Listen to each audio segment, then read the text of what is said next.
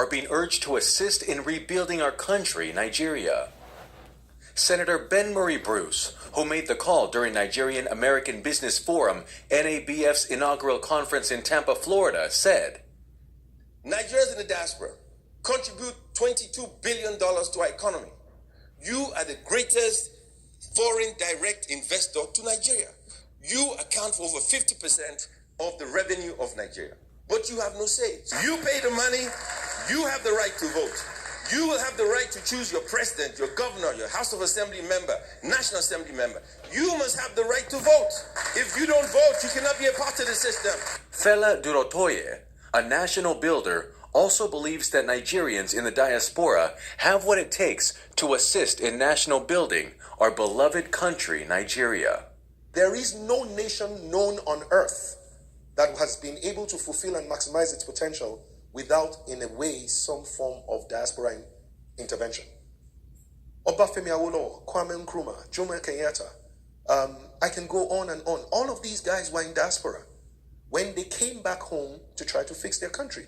Why? It's very simple. Because diasporans have a higher level of mentality on the average than the mentality that created the problems of the nations that they were in. Excellent point. Did you hear what he just said?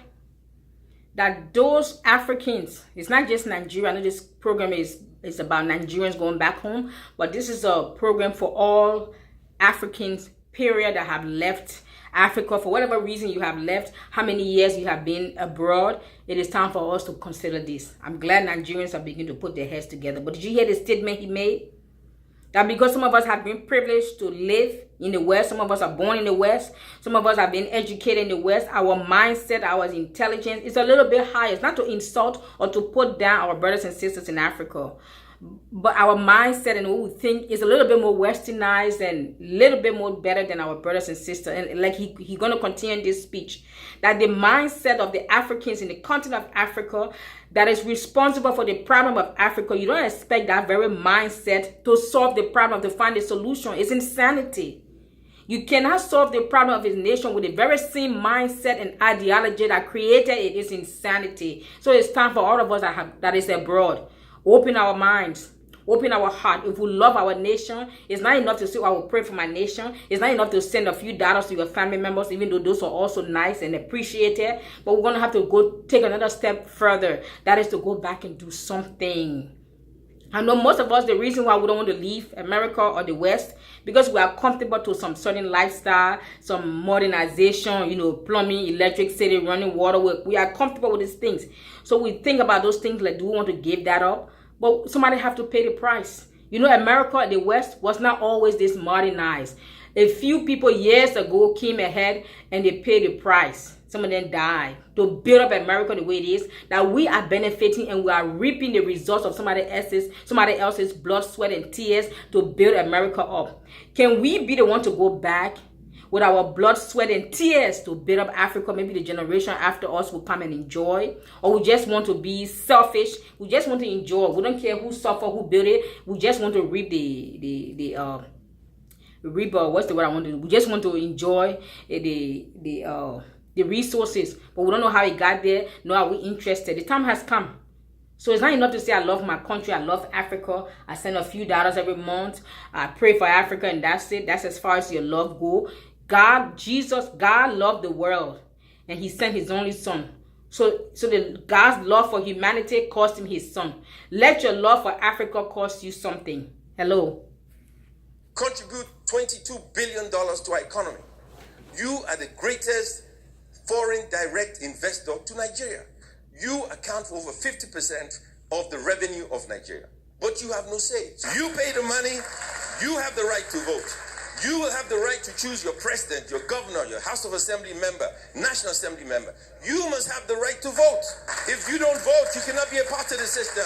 Fela Durotoye, a national builder, also believes that Nigerians in the diaspora have what it takes to assist in national building our beloved country, Nigeria.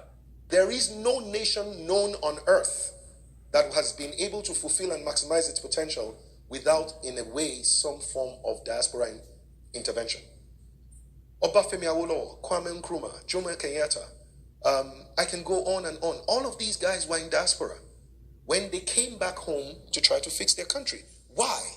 It's very simple. Because diasporans have a higher level of mentality on the average than the mentality that created the problems of the nations that they were in. Mm-hmm. And you cannot use a lower mentality challenge that has produced a problem. You can't solve it with that same level of thinking. That's correct.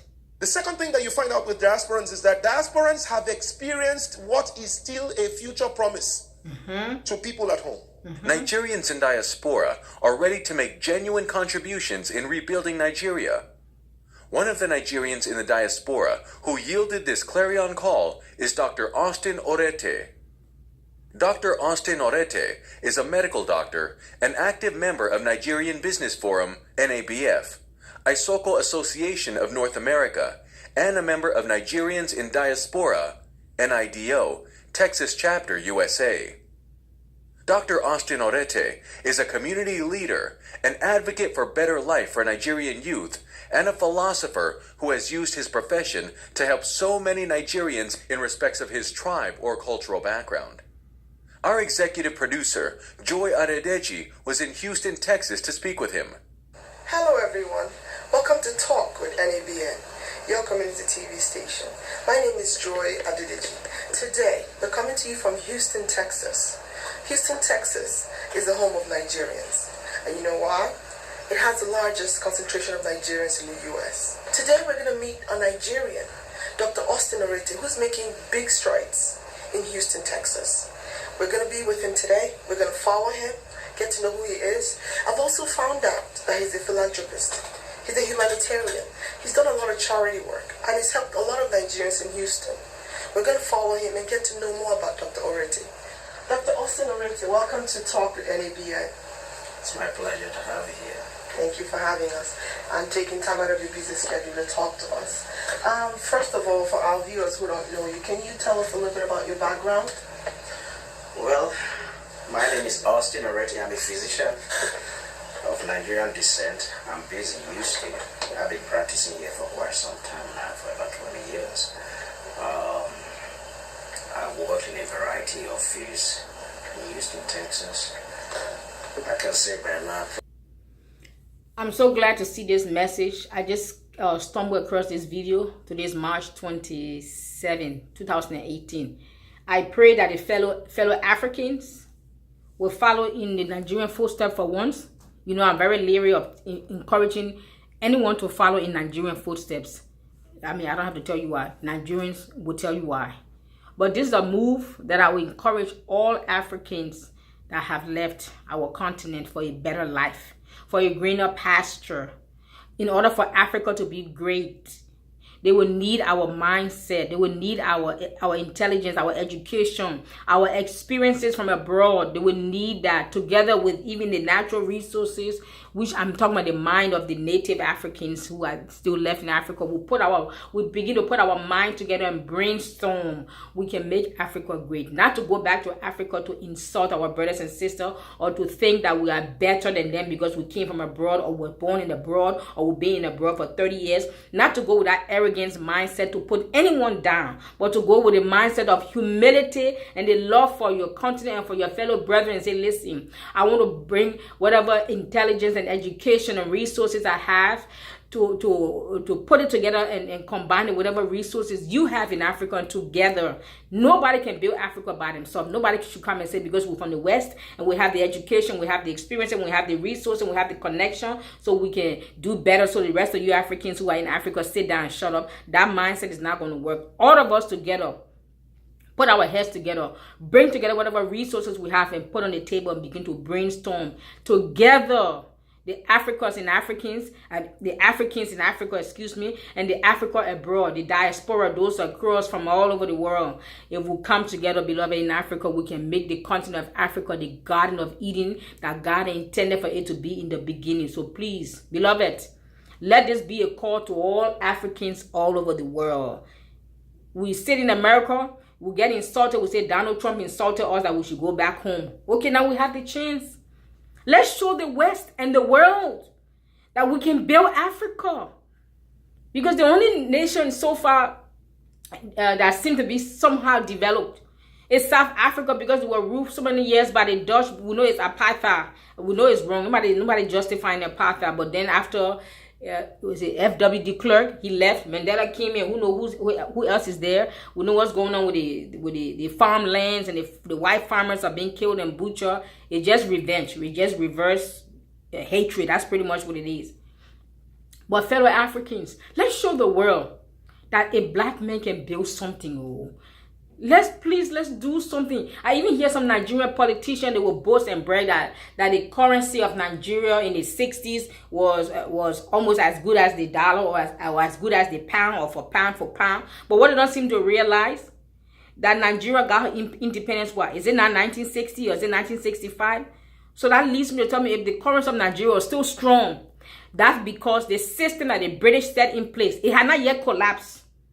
Give it 20 years, 30 years after you got your independence, look at it. So you can't even take credit and say, oh, our currency was strong in the 60s, because the system the white man put in place was still strong. You had not yet destroyed with your corruption, your wickedness, and your selfishness, and your loveless attitude toward yourself and towards your fellow Nigerians. Africans, this message is not just for Nigerians, for all of Africans. Please, let's wake up. It's time for us to go back and build up our continent and show the West that we can do this by ourselves without them sticking their nose into our business or putting their hands into the cookies jar. What is the cookies jar? Our natural resources. How can the nation of Nigeria, that is an oil-producing nation, have a shortage of gasoline? How can a country like Liberia, that has I don't know if they still do, that once upon a time used to have the largest rubber plantation and iron ore in the world, a population of 4.5 million people, that have such mineral and natural resources, the streets of Liberia should be paved with gold.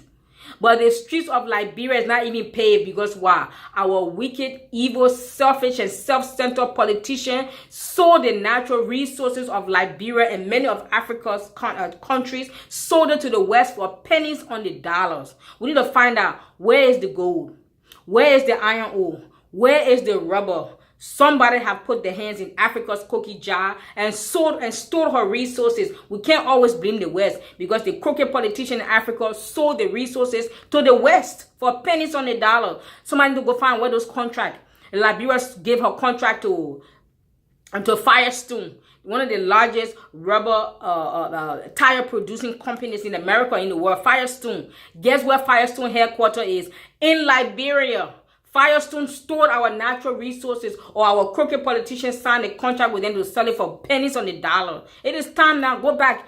Please, all the presidents of Africa listening to this message, go back and find out who stole the gold from Ghana. Because Ghana got its name, called the Gold Coast. It was once the Gold Coast. Where is the gold?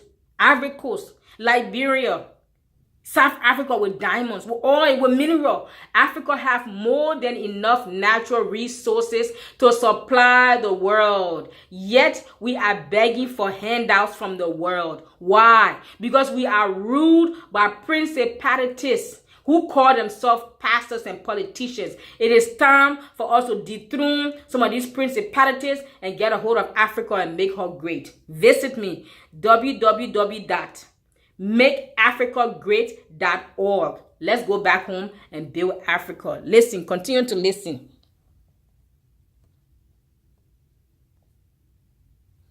Excuse me.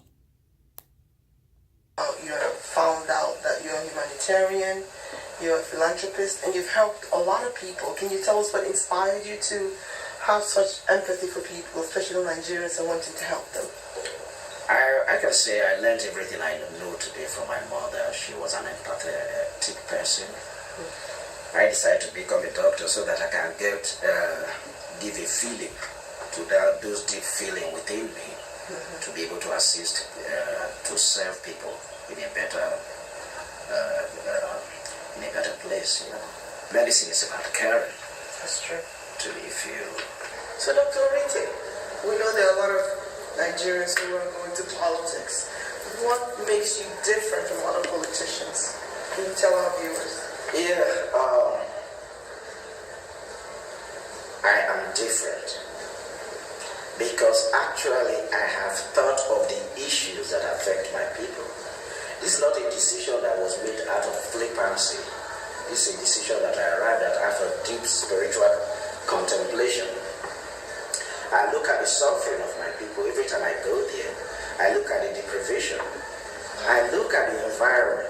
I say we are supposed to be the state that produces the most oil in the Federation, and this all we can show for it.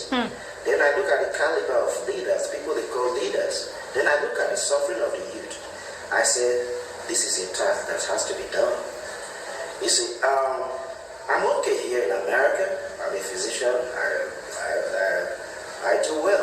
I can do without it, but this is not a journey for self-aggrandizement. This is a mission of service I'm trying to deliver.